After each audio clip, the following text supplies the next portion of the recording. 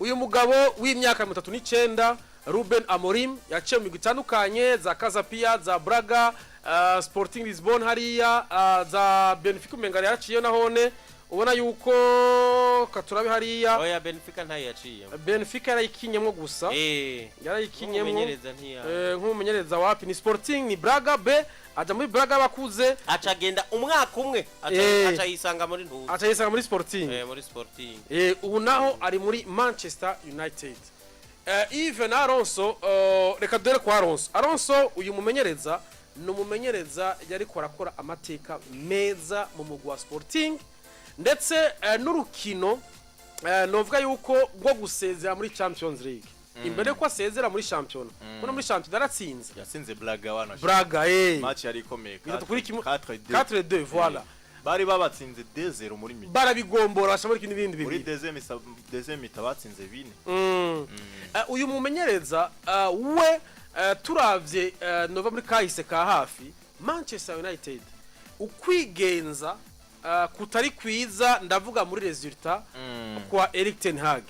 hariho ivyumviro hariya Jimmy Ratcliffe rafise yo kumuhindura yaronde bamenyereza batandukanye hari abatamukundiye bavuga bati turavye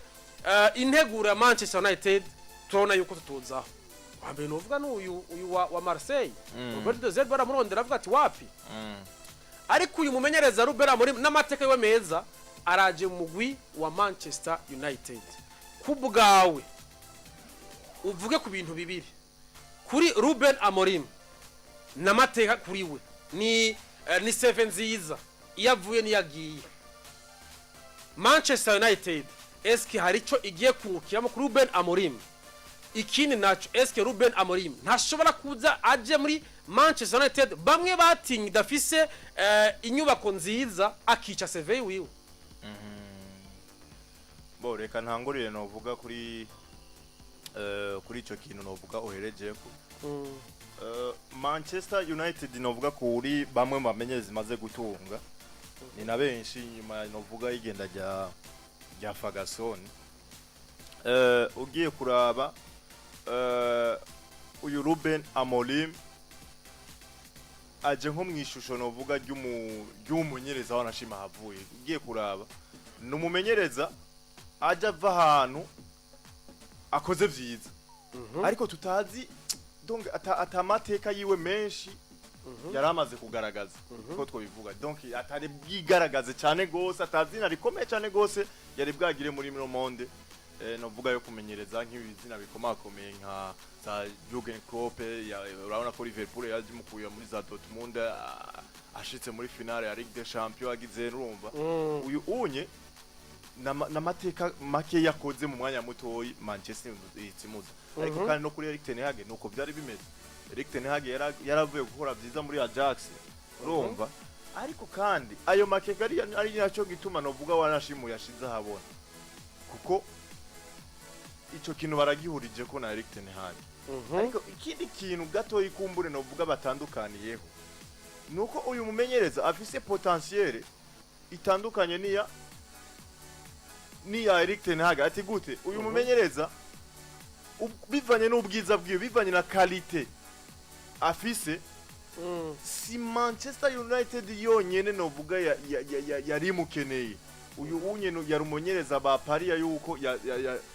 yashobora kuza gusubira Pep Guardiola mu gihe no vuga yorangiza amasezerano ariko kandi ukaca wibaza kugira ngo wiyumvigwe no vuga na Manchester City qualité ugwego buriko qualité ubufise urumva donc ahantu bugeze iyo mbono no vuga bakubonako uko biri kose niyo abisanzwe bitandukaniye no kuri Erik ten Hag kumbure urumva ariko kandi uyu nawe bimwe mu bindi bimenyetso bigaragaza yuko kumbure yoba mwiza raba avuye no vuga raba no vuga ibiharuro byiwe muri Sporting abasigiye no vuga 16 victoires consécutives intsinzi zigira kuri 16 atanu kunganya barashimye zikurikirana ivyo si ibintu bikorana bikorwa n'abantu novuga benshi urumva iyo ni touch donc ni touch y'umumenyereza directement ariko kandi iriya ekipe novuga isi ziri mu bihe vyiza abakinyi yabadugije ugweko ku buryo utokwibaza ikindi naco akantu gatoyi gusa raba uburyo novuga yafashe Manchester City arayirambuza kiriya naco uko Manchester City yoba mbi gute si umumenyereza uwariwe wese si ekipe yariyo yose yoza kuyandagaza nka kujya kuntu urumva rero je ndiko ndabona kuri iki kintu ca mbere ca nyuma waruhereje ko nimba Manchester yo uno mumenyereza yoza akagira esheke muri Manchester uko biri kose ho basigaye kuraba ati ibibazo ntibiri ku kwego k'ubumenyereza ibibazo birahandi hantu ariko kandi aho handi hantu novuga Manchester yaratunganyije ibintu byayo byose gushika novuga ku rwego rw'umumenyereza niho hantu itari bwicare ngo itungane tuzi uburyo yagiye ihindura amadirection tuzi uburyo novuga yahinduye abo bayobozi ibiki biriya bintu byose ugiye kuraba uburyo yaritondekesheje biratanga icizere yuko iri iraja mu nzira nziza donc inzira nziza yayo iri kwigera ku musozo wayo iki kintu rero cyo cy'ubumenyereza twaragarutse ngaha unovuga mu biganiro turavuga ati ko biri kose kongereza amasezerano Erik ten Hag no ku biharuro yarafise ati Manchester hano hantu yahihendeye Erik ten Hag kuri biharuro kuko ukuntu novuga bamuhaye ivyo yari yipfuza bamuhindura amadirection ibiki byukuri hari hageze ko atanga umusaruro ariko raba umusaruro wabuze hane ya hantu rero n'indongozi za Manchester kumbore zavuga ati aha hantu twayihendeye reka tugira ico dukoze hakiri kare niko kuca bagirane bamukinjurira kumukinjurira noneho raba umuntu biyumviriye ko yoza gusubirira Erik ten Hag no Ruben Amorim rero tugarutse novuga kuri profile yiwe numumenyereza mwiza Donatille afise buri kintu cyose bo niko twobivuga aho tugeza amaso afise buri kintu cyose kimudetermina ko ari umumenyereza mwiza ariko kandi aje muri ekipe atakindi kintu mukeneye ko atari kuyifasha kuja muri ibyo bihe byiza kubijanye n'uruhande ruri technique kuko ekipe kugira ngo ibe nziza hari ibintu byinshi bikosorwa muri ivyo onye Manchester abikemuye hari hasigaye iki kibazo cha technique rero unye ugiye kumuraba uraza kubona yuko iyo shusho cyangwa iyo profile ayifise yo kuza gukemura biriya bibazo biri technique bya Manchester kuri wewe uvuguti ni ikibazo ni caba aje kizoke kuri Manchester United nimiburi Manchester United zokwicara hasi yige isubiye kandi cyo higiye no yindi vuga ati ikibazo kiri he ariko nikizoba kiri kumumenyereza Alonso Kiki Alonso arametriza cyane Manchester abisobanuye neza cyane niyo mpamvu naje nahotse nkamwumviriza kwanza uyu mumenyereza ubwiza za yarabugaragaje yabivuze nabwo utsinda Pep Guardiola bine nabwo ufata FC Porto na Benfica na Braga zose ukazicarika muri sezo kanaka kabari ubagurukana nayo mateka urumva Kiki Portugal uvuze equipe nini ntuzanizi za Sporting turiko tuvuga umumenyereza ariko approva à 39 ubwiza arabufise ahubwo jewe uyu mumenyereza mbona ari gipimo cha projet ya Manchester kuko aba bamenyereza Kiki icyo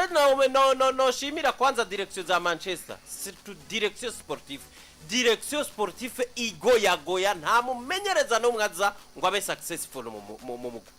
ntibibaho ariko rero intambwe ya mbere Manchester nataye yabo n'ubunini bwa club yitwa Manchester tuba twumva Alonso ikwiye umumenyereza w'igihangange nka Jurgen Klopp yavuye kwa Liverpool aje ngaho mugabo ikintu ca mbere nabonye coba kiri efficace kwa Manchester muri the direction nukuba baratoye umumenyereza Alonso abana bamenyereza ba projet abana bamenyereza baba recruter par projet kuko uyu nyimba Manchester ari club ya Champions League zine na Premier League 20 uyu nta bikombe afise ku buryo yaje bavuga ngo bamukwegeye ivyo bikombe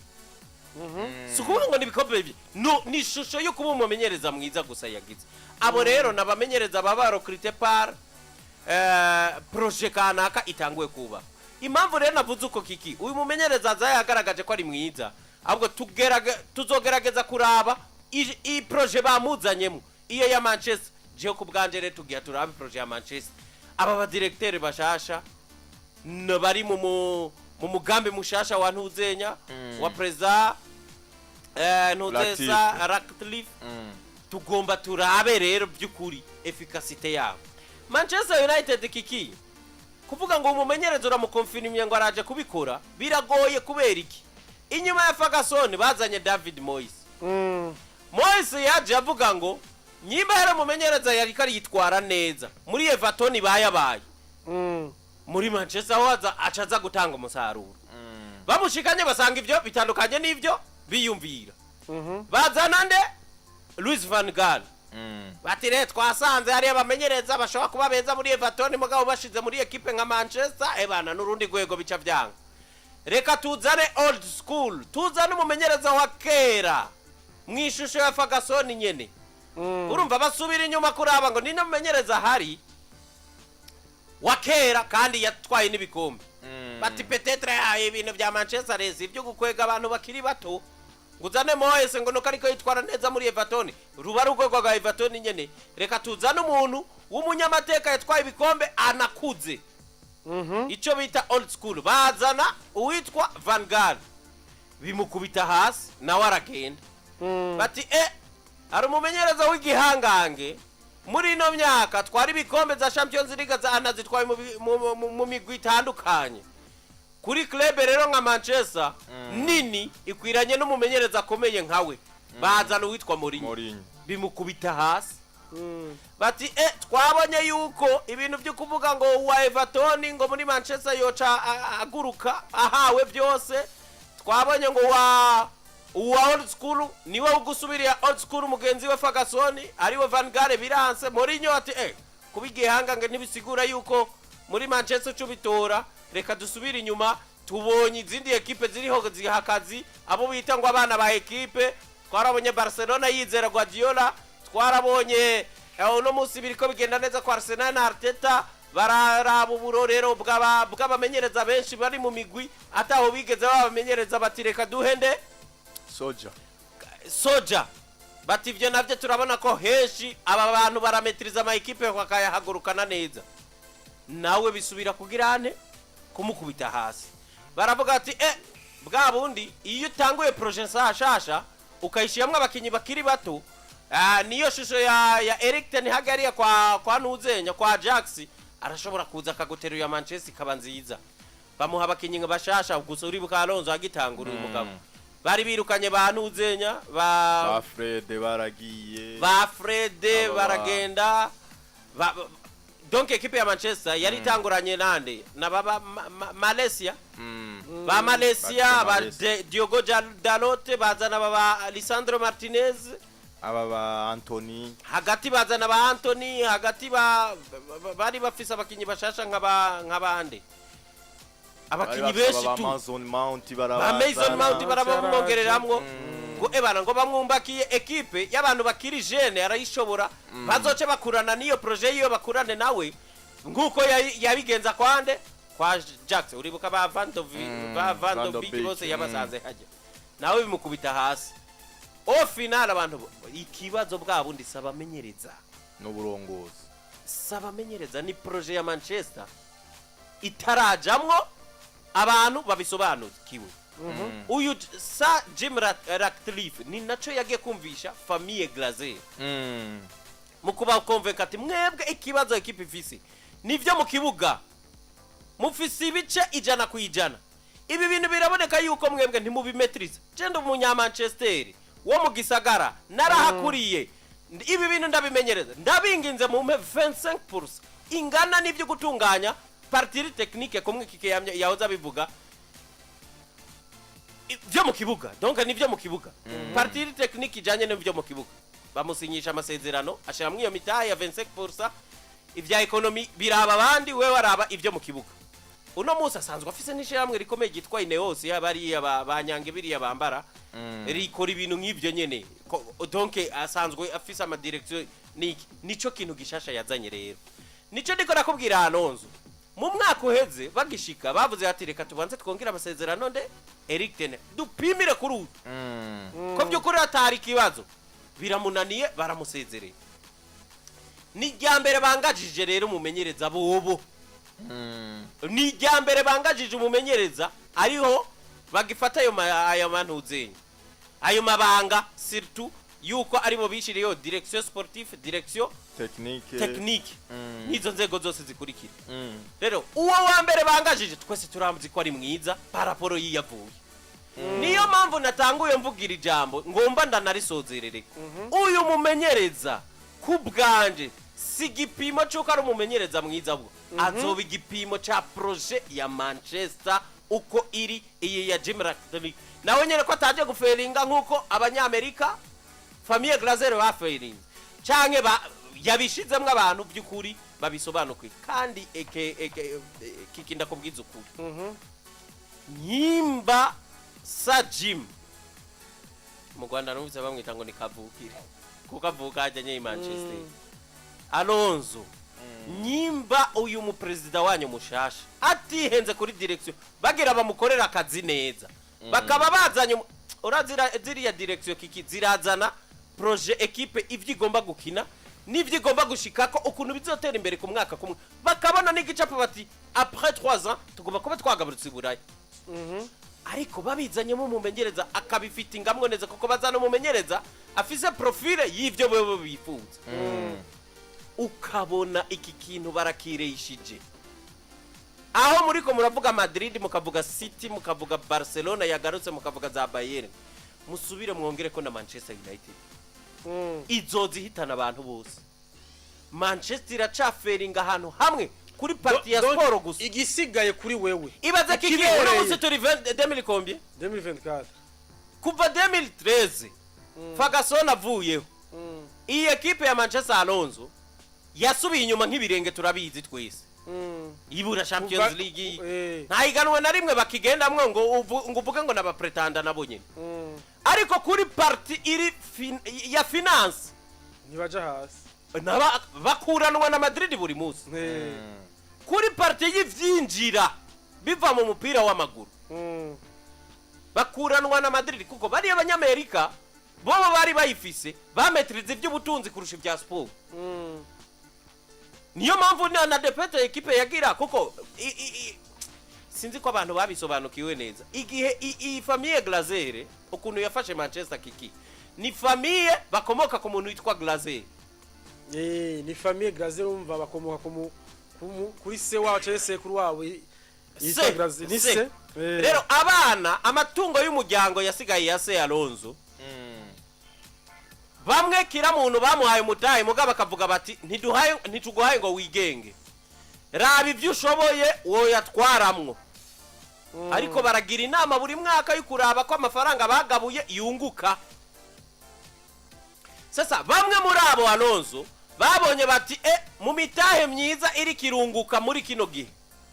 hariho ikintu citwa football. Bavuga bati football irimwe amafaranga menshi n'abayishoyemwe amafaranga barunguka baza bitorera Manchester United. Ariko bazi yuko Manchester ari imwe mu maklub akomeye mu Bwongereza kandi iri muri football yunguka cyane, bivuze ngo ntibari bitaye iki ivy'umusaruro. Ni nayo mpamvu no muri kigiye Manchester ifise umusaruro mwiza mu bijanye n'ubutunzi, ariko mu kibuga warabuze kubera iki baje bitaye ivy'ubutunzi, baje bitaye kudahomba kurusha uko bozanwa niyo passion ngo baze bateze imbere equipe ya Manchester itera imbere mu by'ubuto. Niyo mpamvu wabonye baranzwe niki n'imyiyerekano myinshi cyane Manchester kuko abafana ba Manchester bavuga ati ibyo muri ko muradukuriye twe mwe muri ko muri ngako bw'inyungu zanyu ibyo mwe investise, ariko twebwe turiko turabura umusaruro urimwo ivyishimo byacu mwe mushiramo amafaranga muga twebwe nk'abafana twa investise iki santima. Rero uno musi aba president haje uwo muntu abakomoreye ati ibi bintu reko mutabimetriza vya parti ya sport ni mu nko mutahejewe n'investise mu vya sport hanyuma ndayibakorere neza reisite yiwe canke esheke yiwe je ndayibona muri no mumenyereza mushasha kuko baronde mumenyereza mwiza ahubwo nukurindira kuraba ngo aje muri projet sportif iyihe mbe ico nyene cyo nashaka nyene uza usozererako mbega kuzana uyo nkuru ya profile ikindi naco no kongera ko mbere nashaka muri vya bindi bibi aha ubazije ikibazo ciza cyane uyu nawe Alonso avuye muri equipe yamugize mwiza kubera projet nawe rero biragoye kwaza muri projet atasobanukiwe niyo hahereye ivyo Alonso yakubwiye ba Dozerbi basa akazi kwa Manchester umengo niwe wabivuze mbere kubera iki abamenyereza muri kino gihe barazi ko bakorera muri projet kanaka nibaba bagomba ko baza bigongane basangeho projet nabo baza n'iyindi bagomba kuza bashikire muri projet batangurane nayo badugane nayo ariko bihure nawe abone yuko je ivyo nkina niki nivyo equipe no isaba byukuri ibi bintu birahuye ibi rero nivyo bintu ntushobora kumenya ibizoba muri kazoza mugabo il faut kwibwira ngo nawe kugira yemera ko kazi peut-être yarabaye convaincu niki na projet niyo projet ariko turaza abamenyereza benshi peut-être bahawe projet isa niyibaresha uwitwa uyu yahora Grand Potter yaje mu Chelsea bibaza ngo projet bamuhaye ni nziza ariko birahushana arakubitwa na wa musaruro uba mubi donc nivyo kurindira umumenyereza ari mushasha habaho guferinga canke kureisisa nukurindira by'ukuri ko yaje muri projet ya Manchester itanguye kuba nziza Manchester by'ukuri ikibazo bari bafise yari projet yasobanutse uno munsi bagira batangure kuguruka kigira kabiri umumenyereza twabonye baronse mwiza nawe yarize barayaze arabona yuko ari projet ya Manchester yarayikeneye canke azanywe yakanzwe gusa niki nuko equipe ikomeye erega agiye kurundi gwego hari gihe ivyo bibaho navyo hari gihe Alonso wirengagiza kuraba neza ko projet muhuye nivyo wewe ushaka ariko gakangwa gusa nuko ari Manchester kurondeye ni bimwe nk'umwana w'umukobwa bamubwira bati yamara uwo muntu nubwo umwemeye ngo niwe mugiye kubakana nawe afise amafaranga gusa nta kindi ciza wo musangana ugasanga umukobwa yirengagije ko umuntu bagiye kubakana yarasanzwe afise peut-être n'abandi bakenyezi nka babiri ariko yirengagije ko ari umuntu bakubwira ati afise ingeso mbi zose zibaho mugabo aravuga ati ntaco nshobora kumva mu byo mumbwira byose kuko nabonye umunyamafaranga ivyo uraze bibaho bibaho no kuri parti y'abahungu cyangwa ukasanga umuhungu bakubwira ati yamara uwo mukobwa uyu ntashoboka hano hose yaciye aho yize mu kibano barazi ko adashoboka n'umukobwa w'ingeso mbi zambe muga kuko wowe ukavuga uti je kuba ari mwiza kuba apparence physique ari mwiza kuba jewe ari mwiza jewe numva ko atakindi mwоmbwira ariko byukora bikazoja byose ibyo bigaragarira he urubuga ni mu rugo niho uzobone yuko ivyukuri shwa wageze yari nziza canke yari ariko ugasanga hari umukobwa w'ingeso nziza kandi abayabaye muri ivyo byiza yo kubakwiye peut-être neza mu gahu wamwirengagije nivyo vyivyo rero byo kuri ntuze Amorim ashobora kubavuga ati byukuri jengiye hariya kubera projet yabaye nziza ariko numumenyereza w'imyaka 36 ni 9 yiviriye muri Sporting arondewe na nigi club chimi kinyamateka ca mbere muri Premier League citwa Manchester ico cyo nyerekera arashobora kumutera kwemera akazi ata ugasanga ntiyiyumviriye cyane ko hariya hazova mwicira CV nkuko kiki yatangwa abivuga ati uyu nawe ntaje kugaragara kuko nabatene hage bajuko ntugire ngo ubwizu yazanye ubwiza aje tumubonamwe kuvya Korea kuri Sporting nitwabibona muri Ten Hag kuko Ten Hag nawe yari yarananiranye ya muri zaga ivyo mwavuze amateka muri Ajax Amsterdam yarakoze muri Champions yarakuye muri Real Madrid inde Ten Hag voilà yabashikanye muri demi finale ya Champions League araza abantu bose baramubona bati uyu niwe Manchester yari ikeneye nico naye navuga nibyo nakubwiye ariyo difference gato je nabigarutse ko Ten Hag ico kintu baragihurije entre Ten Hag na Amorim ariko Ten Hag yaje novuga kuri yahe Amorim naje ya projet ya Manchester yari igwaye wabona ko aje kuri yahe sawa inico nanje nakubwiye ni sawa ivyo Ten Hag yabayemo birahuye n'ivyo Mourinho Ten Hag yaje ashikira gukorera mu bintu by'akajagari sawa nivyo ndiko ndakubwira nivyo na Mourinho yarabayemwo bikanga na Van Gaal bikanga na Moyes bikanga uyu vyahindutse umwiza wese yoza novuga muri kiriya gihe yari guferi kuko twabibonye ko barenga bane kandi batandukanye kandi bafise profile zitandukanye ivyo bakoze ukundi ico rero ariko nakubwira aba kuba ari bashasha ntibisigura ko batandukanye na bariya ahubwo bibanza guca mu gikorwa ntibivuze yuko nibo bazanye inyishu ahubwo niyo mpamvu nakubwiye reka tubanze turaho umusaruro w'uyu bwa bwizaye ubwo hanze tukamubona muri Manchester sinzokwemera uyu kuko uyu yasanzwe ari mwiza nzokwemera ko icahindutse by'ukuri Manchester yatoye umuti mu bijanye n'iki na za projet sportif n'aba directeur bayiyoboye yaba directeur sportif na directeur technique. Rero tubihe imisi rero. Nuko bihe imisi kuko igipimo jewe gikuru ndakibona ku buyobozi bushasha kurusha kumumenyereza. Kuko n'ubuyobozi bwahora bwagerageje abamenyereza beza bose dusanga ikibazo nikindi. Nuko urumva reka tubirindire kuko kenshi twama tubona umumenyereza ashobora gushika ari mwiza champion ikamunyuzura cagasanga ibiri mu mugwi ntibimeze neza bikamusubiza inyuma ni Ruben Amorim muri 2039 avuye mu mugwi wande wa Sporting Portugal hari mu gihugu ca Portugal ari mu kibanza ca mbere nuko reka tubandanye tugezegeza 7:09 tukiri